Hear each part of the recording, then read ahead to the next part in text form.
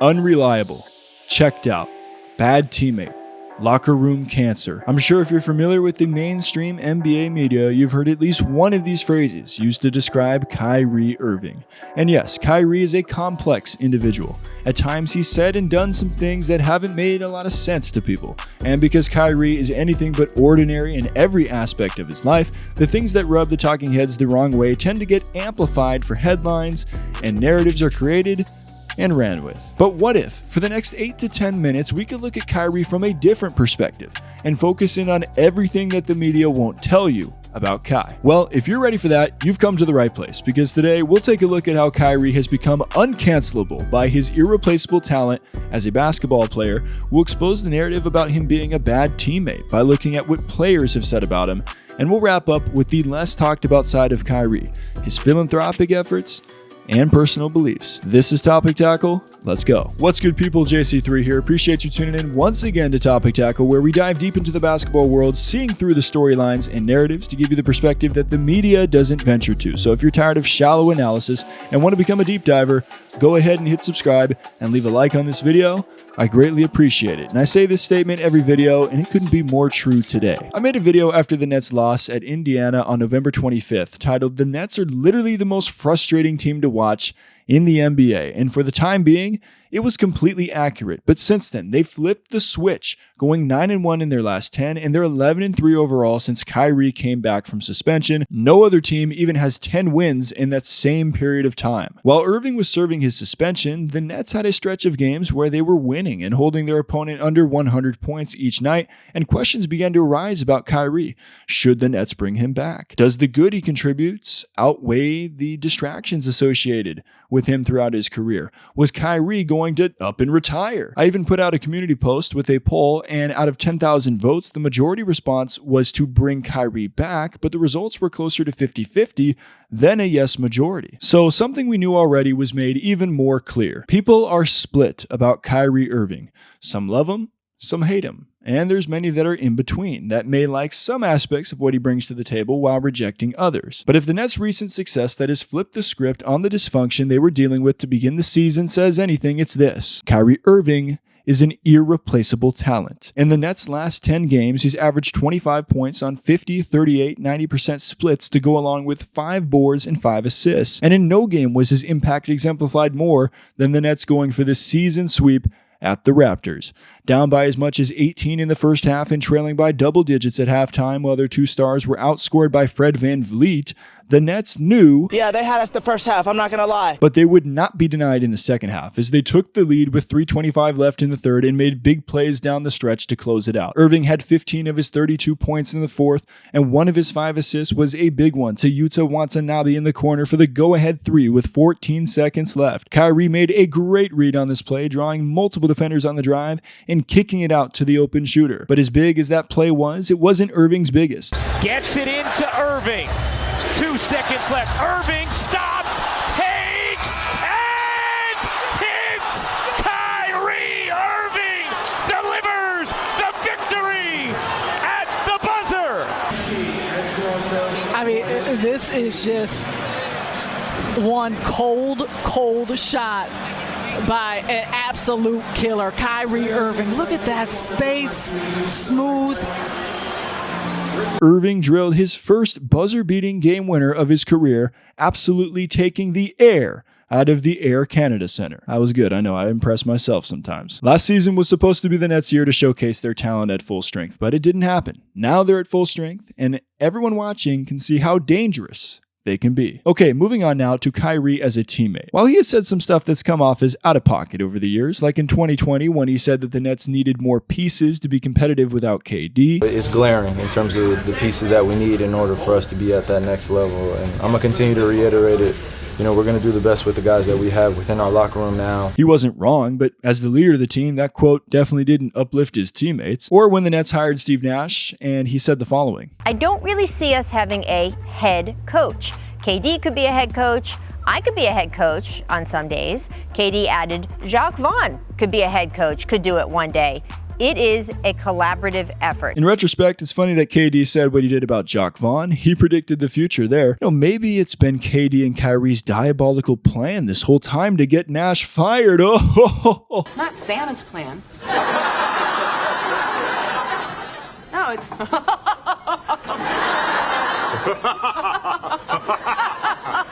You see how easy it is to sound like the mainstream media? Stop it. Get some help. The point is, despite some of Kyrie's comments over the years, he's actually liked as a teammate. It was the media, which is full of retired players, ironically, that created the narrative that he's not a good teammate. Even with all the vitriol and hate spewed at Kyrie Irving by Celtics fans, and granted, some of it he brought on himself when he said this. You guys will have me back. I plan on re-signing here next year. And proceeded to sign with the Nets the following season and step on the leprechaun in their 2021 playoff series with Boston. Despite all this, have we ever heard a negative word about Kyrie as a teammate out of Jason Tatum or Jaylen Brown's mouth? No? Well, I didn't think so. What actually happened recently was that Jaylen Brown, vice president of the NBA Players Association, came to Kyrie's defense when asked about the Nets' requirements that he had to meet to return to action. Yeah, his response was alarming to me. I tweeted it out yesterday. He didn't say that the organization was working together to get Kyrie back on the floor. He said that he had more work to do. And our society has more work to do, including Joe Tsai. And it's 2022. It takes 10 minutes of time to see who, these business owners, corporations, etc., who they're associated with, who they're doing business with, and who they're affiliated with. Now, why would a guy that has every right to feel a way about Kyrie, considering how Irving left the Celtics franchise and the rivalry that has developed between their teams, why would a guy like this take such a strong stance in opposition to Irving's suspension, even as the VP of the Players Association? If he really hated him like that, he wouldn't have said these things. Tell me this. Did one player in the league call Kyrie selfish for his refusal to take the COVID-19 shot last season? Or was that just another narrative drummed up by the talking heads in the mainstream media? Did Kevin Durant once come out and denounce Kyrie for not taking the shot? Quite the opposite. Like I said, I'm not about to force somebody to get a vaccine. Like, that's not my thing. So he can play basketball? Like, no, I'm not about to do that. And just so I can make it crystal clear, I'm not here today to give an opinion on Irving refusing to take the shot and his take on who is considered to be Semitic or not. I'm just here to present the information and y'all can come to your own conclusions. The great thing about America is you're entitled to your opinion. Wow, well, that's a concept.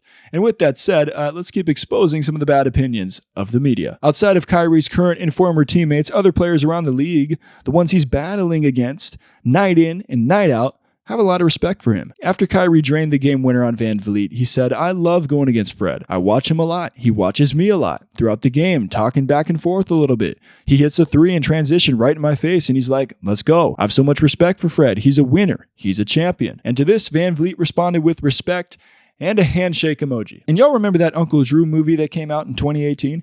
If Kyrie really is this hated figure that the media portrays him to be, how in the world did he pull Shaq, Nate Robinson, Reggie Miller, Aaron Gordon, and Lisa Leslie, among others, to play roles in a movie with him as the leading actor? Why would anyone commit their time to a movie that stars a guy that they don't even like to be around? Seriously, let's think about it. Oh,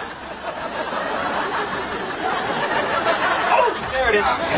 Yeah. Don't believe everything you hear about Kyrie from the media, people. All right, let's move on to his philanthropic work, because this is a side of Kyrie that will never get the necessary light shined on it when compared to all the other news out there about him. Over the years, Kyrie has been very generous with his money. Check out this graphic from January 2021, which highlights many of his efforts surrounding the pandemic, specifically on the one where he paid off the college tuition of 9 HBCU students from Lincoln University. Kyrie is at it again, as just this past week, he donated $22,000 to a college student named Destiny, who started a GoFundMe to raise $6,000 to help her continue her education at Howard University. But remember, everyone, that Kyrie is dangerous to our society, and he should be canceled because he has differing opinions on hot button topics. Oh my goodness, how dare he think for himself? Why are you the way that you are? To wrap up, I want to make it clear that this is not a Kyrie stan video, as I don't agree with everything he's about. For example, he holds to strong personal beliefs about Islam, and he tweets out stuff like, "Thank you, ancestors. I pour libations for you all, today and every day." The literal definition of that is that he pours drink offerings to his ancestors. Yeah, I don't do that. I've made it clear on this channel before. I'm a born-again Christian. I believe that Jesus is Lord. He came in the flesh as 100% man, 100% God. He lived the life I couldn't live, died the death I should have died, so that I can live a life free from the grip of sin through him, both now and forever, with him in eternity. Now, Kyrie obviously doesn't believe this, and I pray that someone influential in his life can tell him about Jesus, because he's the way, the truth, and the life, and everyone who's had a real encounter with him can never be the same. But here's the great thing, and I'll connect this to an overarching point about the media. If you disagree with what I believe, guess what? It's your life and your choice. This is not a Christian channel, but when the opportunity presents itself like it just did, I have a biblical obligation and a personal desire to share the gospel, the good news of Jesus that has set me free, and praise God that I live in a country that allows me to do this without punishment. But in risk of sounding political, those freedoms are starting to slowly crumble due to cancel culture. Just look at Kyrie. I don't agree with everything he says and believes, but I'm not going to cancel him for that. He lives in America. He's got a right to his beliefs, and they don't have anything to do with his play on the court. So guess what? I can still enjoy watching him play basketball. This is a game that he's been blessed with incredible ability to play, and one in which he's obviously worked meticulously on to become, in my opinion, the best ball handler of all time. And that's the call I'm putting on the media today. If you think Kyrie is in the wrong on something, don't cancel him and don't feed into the narratives about him. Constructively criticize for the good, then move on. If they won't do it because of their headline-driven culture, then guess what? I'll stand in the gap. We don't have to learn how to compromise. We have to learn to agree to disagree on some things. So let me know what you think in the comments down below. Do you think Kyrie is unfairly treated by the media? Why or why not? Let me know what you think in the comments down below. And we'll be back with more Topic Tackle coming soon. Stay solid, people.